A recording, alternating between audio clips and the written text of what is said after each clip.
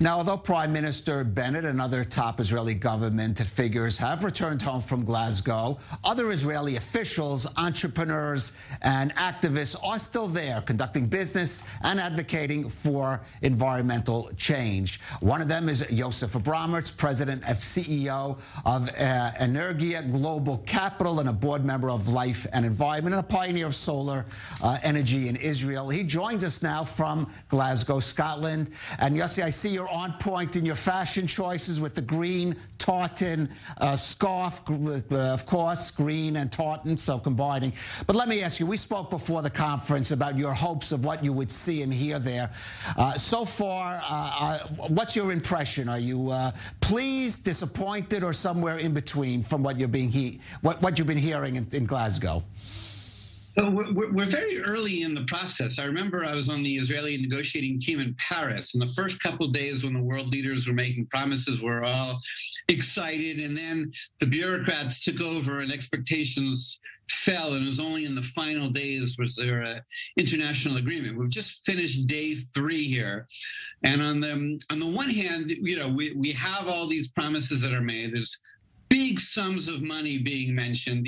In Paris, we were talking about billions, and today, for the first time, we're hearing about trillions of dollars that will be needed and pledged to be able to make this net zero energy transition. I have to say, on the Israeli side, the prime minister, he was in front of 120 world leaders, more than at the United Nations General Assembly. And the question going in was, who's his audience? Is he going to speak to the Democrats, and Biden and the EU who are looking for climate goals? Is he going to speak to the voters from the who voted for change in Israel's policies, including energy policy? Or is he essentially sending a market signal to the gas companies? And he goes up there, and it turns out he had an audience of one. And his name was Bill Gates, who he met the next day singing the praise of innovation, which is great. As a solar entrepreneur, I'm all in favor of that. But what's important is what the prime minister did not say, and that's what's deeply troubling. Well, what did he not say? Because he has committed Israel to net zero emissions by 2050. Yeah, but 2050, you got to be kidding. So do we have any plan to even do that by 2050? But that's not what's important. 2030 goals are the most important. 2050, everyone's committing to, because they're kicking the can down the road to their successors, politically. It means they don't have to take any tough choices. What he didn't say, he did not declare a climate emergency, which many Western countries have done. He did not commit to a climate law, which everybody basically has done except for Israel and Turkey and other a couple of holdouts. He did not commit to new goals. The UN has asked everyone to reduce their emissions by 50% or so by 2030.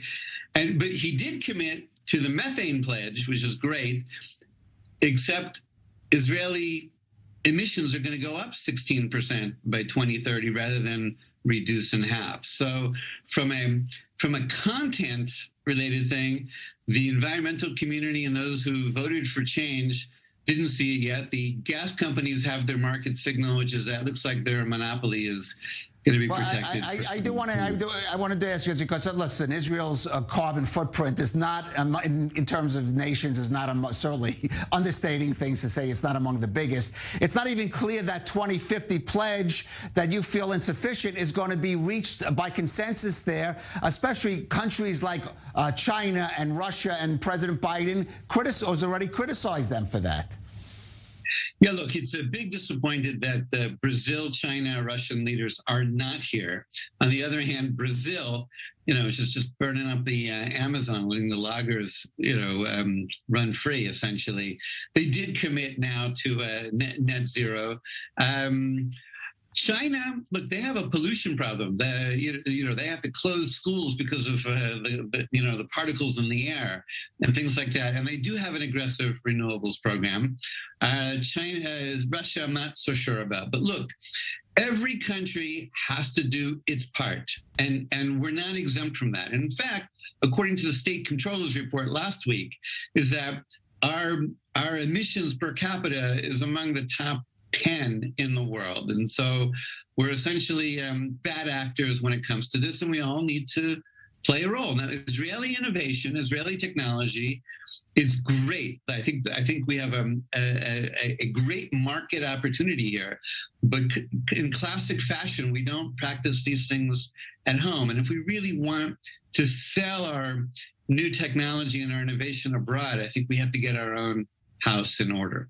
All right, well, we'll be discussing that in just a bit. Yosef Abramowitz there at COP26 in Glasgow. Thank you for joining us on i24 News.